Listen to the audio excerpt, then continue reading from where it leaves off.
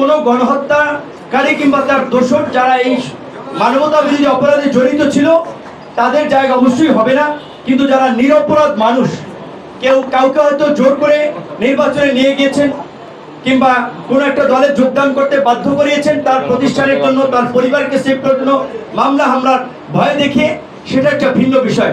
এখন আমরা একটা নতুন দল করতে চাই। নতুন মানুষ আকাশ থেকে পড়বে না, মাটি থেকেও বের হবে না, বিদ্যমান ব্যবস্থা থেকেই আমাদেরকে নির্বাচন করতে হবে।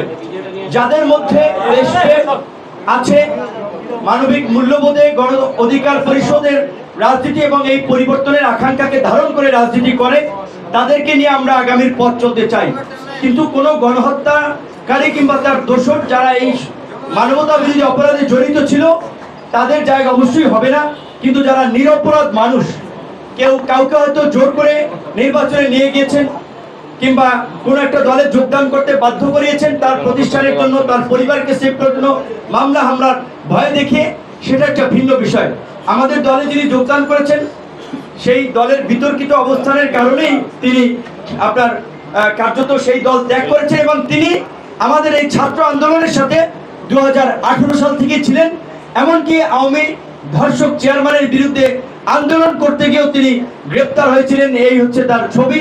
তার আপন ভাই অনেক আগে থেকেই ছাত্র অধিকার পরিষদের সাথে শুরু থেকেই আমাদের সাথে যুক্ত ছিলেন। তিনি আসলে আমাদের সাথে শুরু থেকেই যুক্ত হতেন, কিন্তু তিনি বলছিলেন যে ভাই দলটা আপনার একটু শক্তিশালী করলেই আমি আপনাদের সাথে, তার সাথে আমাদের সংযোগটা আসলে পুরানোই। ধন্যবাদ।